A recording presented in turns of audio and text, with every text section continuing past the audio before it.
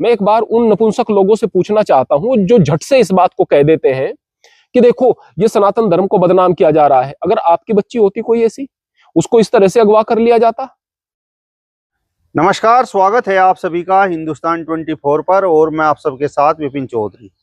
इस बार के महाकुंभ में मुस्लिमों का प्रवेश वर्जित है और इसके पीछे तर्क ये दिया गया है कि मुस्लिमों के प्रवेश की वजह से धर्म भ्रष्ट हो सकता है।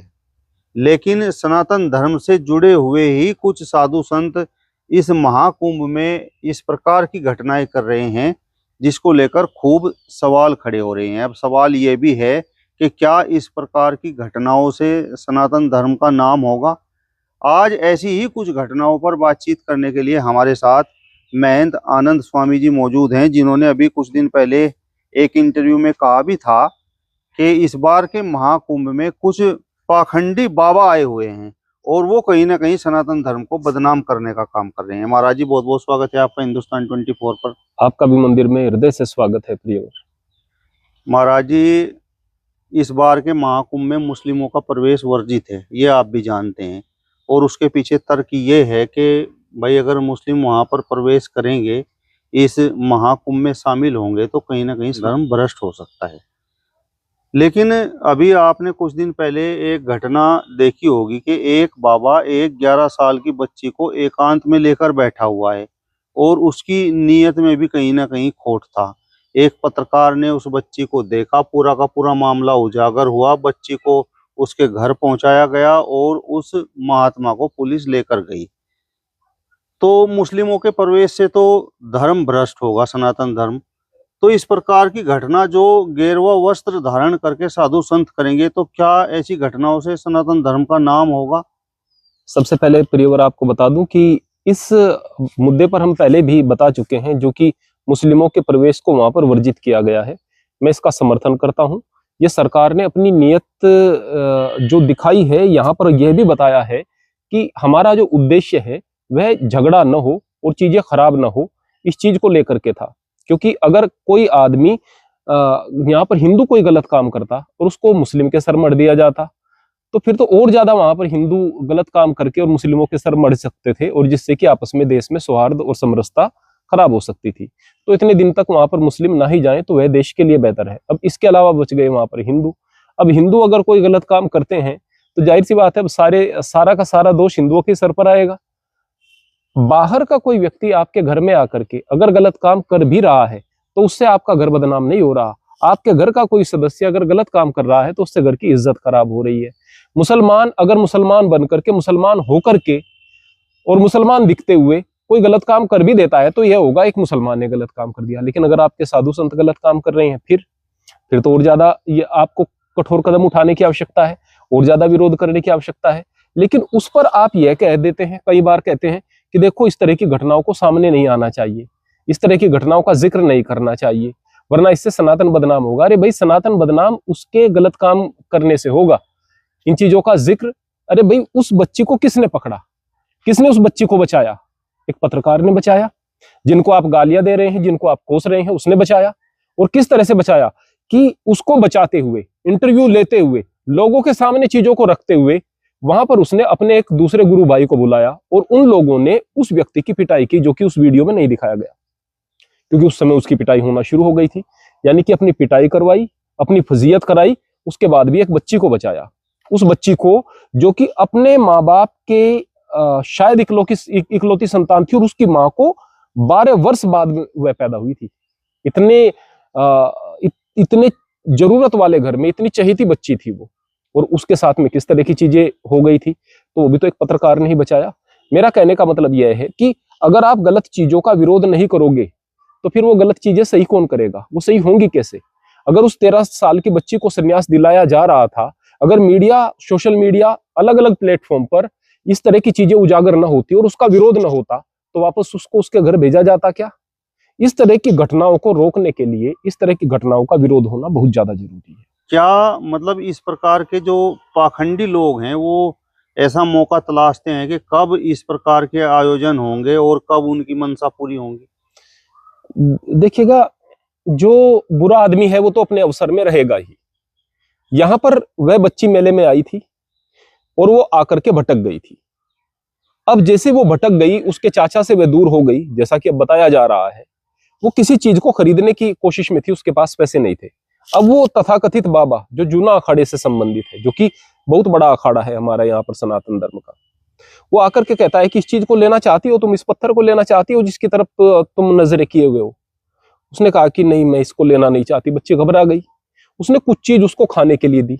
अब वो उसने खा ली और वो उसके खाते ही बिल्कुल अपनी सुध-बुध खो बैठी। यानी कि वो पहले से किसी तैयारी में था कि अगर कोई फंसेगा तो उसको दिया जाएगा, पहले से तैयारी में था।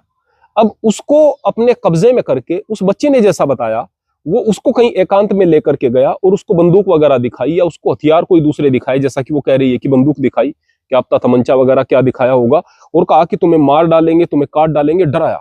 बच्चा है तो उस पर मनोवैज्ञानिक दबाव बन जाता है। अब जो रिपोर्टर उसकी जो है उसके साथ बात कर रहा था, वो देख रहा था कि बच्ची ये भी कह रही है कि मैं तो अपनी मर्जी से आई हूं और इनके साथ रहूंगी, और रो भी बहुत ज्यादा रही है। अगर इनके साथ रहना चाहती है तो इतनी ज्यादा लगातार रो क्यों रही है? संदेह में पड़ गया और बाद में चीजें स्पष्ट होकर के सामने आने लगी। तो वहां पर वो आप लोगों का तथाकथित बाबा क्या कह रहा था कि ये बच्ची मेरे पास आई है, अपनी मर्जी से आई है, और मैं इसकी सेवा पानी करूंगा। क्यों करेगा भाई तू सेवा पानी इसकी, है ना? ये बता रही है कि ये भदोही जिले से है, ये बता रही है कि नजरपुर गांव से है, ये बता रही है इसके पिता का नाम प्रेम सिंह है, ये बता रही है ना सारा एड्रेस, ये बता रही है कि मेरे ग्राम प्रधान का नाम कालू राम, या पता नहीं क्या बताया उसने, मेरे ग्राम प्रधान का ये नाम है, सारा एड्रेस तो बता रही है ना।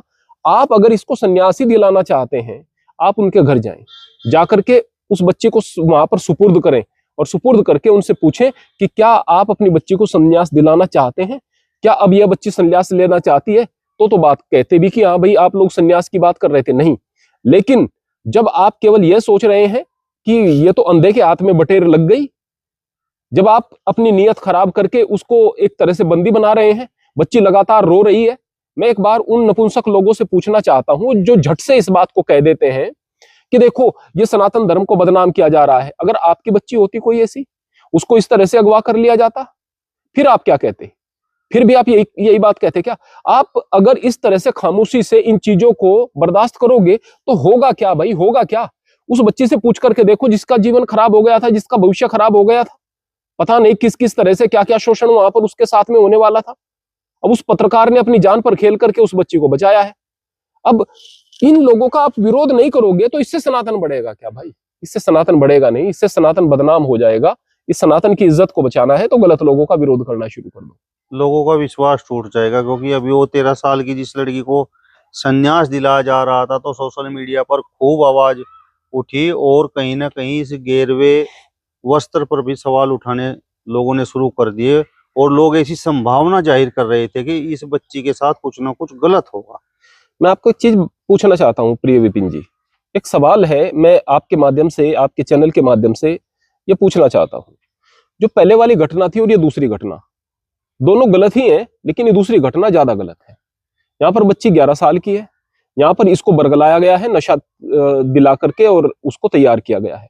वहां पर वो बच्ची संन्यास लेना चाह रही थी, हालांकि अभी वह छोटी थी, हालांकि अभी उसकी उम्र नहीं थी कि वह इन चीजों को समझ सकती, हालांकि परिस्थिति इस आज के समाज में इस तरह से संन्यास लेने की नहीं है।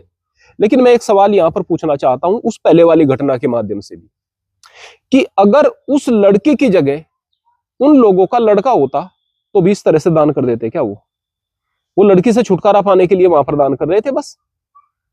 अगर लड़का होता तो भी इस तरह से दान कर देते क्या? इस तरह से दान ना करते। दान करते आए हैं लड़कों को भी, कैसे करते आए हैं कि बच्चे जिंदा नहीं हो रहे, बच्चे हो नहीं रहे, कह दिया कि मैं अपना जेठा बच्चा यहाँ पर धूने पर चढ़ा दूंगा, इस तरह से दान करते आए हैं, इस तरह से देते आए हैं। वहां पर एक अंधविश्वास के चलते आपने दान कर दिया, यहाँ पर ऐसी कोई घटना भी नहीं थी, लड़की थी तो आपने दान कर दिया। बच्चियां इस तरह से दान करने के लिए नहीं होती है ना। जो शब्द आता है कन्यादान, कन्यादान जो शब्द आता है, लोग कहते हैं कि यहाँ पर दान करते हैं, यहाँ पर दान नहीं होता है। यहाँ पर पाणी ग्रहण शब्द पहले आता है, पाणी ग्रहण, हाथ को ग्रहण करना, सम्मान देना, और फिर दान का मतलब यह होता है कि हमने दान कन्या को ही कर दिया, अब दहेज वगैरह की कोई बात नहीं रहेगी। ये सबसे बड़ा दान है भाई, एक माँ बाप अगर अपनी बच्ची को सुपुर्द कर रहे हैं, सबसे बड़ा दान है। तो यहाँ पर लेने वाले को छोटा और देने वाले को बड़ा बताने की प्रक्रिया थी, यहाँ पर बात अलग थी। वरना कन्या दान करने के लिए नहीं होती, वहां पर उसका आशय कुछ और होता था हमारी संस्कृति में। अगर आप यहाँ पर बच्चियों को इस तरह से दान करेंगे और इस तरह से इन लोगों के चंगुल में बच्चियां जाकर के फंसेंगी, तब कहा था लोगों ने, करे नहीं ये साधु तो अच्छे अच्छे होते हैं और ये तो दीक्षा दिला रहे होते हैं। अब तो एक मामला बिल्कुल खुलकर सामने आ गया है।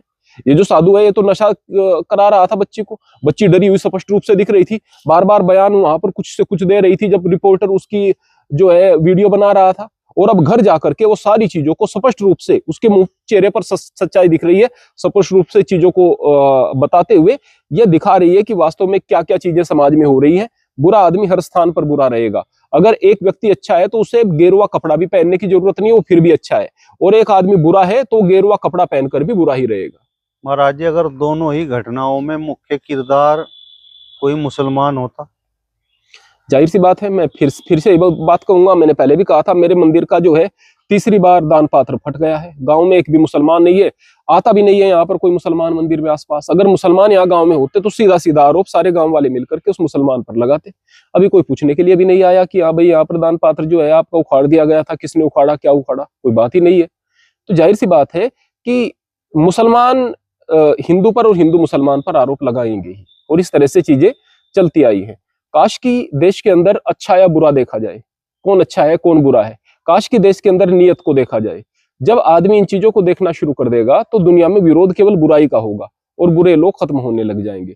और जब केवल आस्थाओं के आधार पर आप एक दूसरे से विरोध कर रहे होंगे तो सभी अपनी अपनी आस्थाओं को लेकर के पक्के नजर आएंगे और उसको पकड़े हुए नजर आएंगे, उस जो अच्छाई सच्चाई है वो कहीं दम तोड़ देगी। आज तो इस प्रकार की घटनाओं में आप जैसे कुछ साधु संत बोल रहे हैं, क्योंकि घटना करने वाले भी साधु संत ही हैं, आपकी नज़रों में वो पाखंडी हैं। लेकिन मेरा सवाल ये है कि अगर मुख्य किरदार में मुसलमान होते इन दोनों ही घटनाओं में, तो फिर देश में क्या स्थिति होती? देश में अब तक दंगे हो चुके होते, देश में अब तक दंगे हो चुके होते। वो जो साधु है, वो साधु कोई ऐसा निकलता जो कि मुसलमान होता और साधु के वेश में होता, तो ये कहते हैं साधु, ये मुसलमान होते ही ऐसे हैं, ये करते ही ऐसे हैं, इस तरह की चीजें हो चुकी होती और बहुत बड़ा ये इशू बन चुका होता और उस बच्ची के दर्द को भी सभी समझ रहे होते। अभी कौन बोल रहा है? अभी यहाँ पर उसके खिलाफ केवल मैं बोल रहा हूँ, कोई नहीं बोल रहा है। कोई भी आप देख लेना, अब तक सबसे पहले मेरी वीडियो आई थी, बाद में किसी की आने लग जाए तो बात अलग, मैंने वीडियो इस पर पोस्ट कर दी थी, किसी की वीडियो नहीं आई थी। अगर साधु संतों के विषय में बात करूं, कारण क्या है, सबके मन में बात यह होती है कि इससे सनातन बदनाम ना हो जाए। कैसे बदनाम होगा भाई? बदनाम तो तब होगा जब वो बच्ची वहां पर जाएगी, उस बच्ची का शोषण होगा, बदनाम तो तब हो रहा होगा जब इस तरह की घटनाओं को आप प्रमोट करेंगे और ये घटनाएं बढ़ रही होंगी और इस तरह से बच्चों का शोषण हो रहा होगा। बदनाम तो इन चीजों से होगा, बदनाम आपके कृत्यों से होता है, बदनाम आपके कारनामों से होता है, बदनाम जो है दूसरे के करने से नहीं होता है। तो फिर तो इसी तरीके से महाराज जी मुस्लिम भी सोचते होंगे, जब इस प्रकार की घटनाएं हो जाती हैं तो मुस्लिम भी ये सोचते होंगे कि ये सब भी अपने इस्लाम धर्म को मानने वाले लोग हैं, अगर मुस्लिम धर्म के लोग ही इस प्रकार की घटनाओं का विरोध करेंगे तो इससे इस्लाम धर्म की बदनामी होगी। प्रियवर, मैं देखता हूँ मदरसों के अंदर बहुत सारी वीडियो वायरल होती हैं जहां पर बच्चियों के साथ में वहां पर मौलाना गलत कर रहे होते हैं।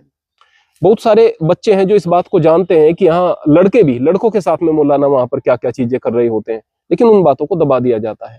और कई बार ऐसा भी होता है कि एक आतंकवादी पता है कि यह गलत है, उस आतंकवादी का समर्थन केवल इसलिए करते रहते हैं कि वो मुसलमान था और उनके हिसाब से वो एक तरह से धर्म की लड़ाई कर रहा था।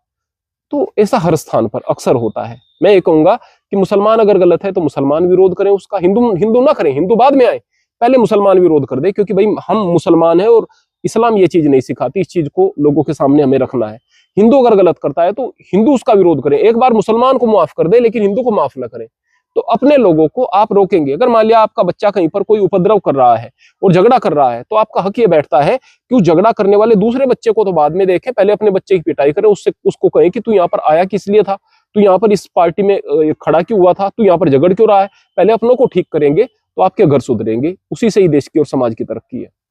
महाराज जी, जिस तरीके से आप बोलते हैं तो मैं देखता हूँ कुछ लोग आपके विरोध में कमेंट भी करते हैं और आपके बारे में तो यहाँ तक बोलते हैं कि मतलब आप इस प्रकार की बातें करके सनातन धर्म को बदनाम करते हो और सनातन धर्म के एक तरह से आप विरोधी हो।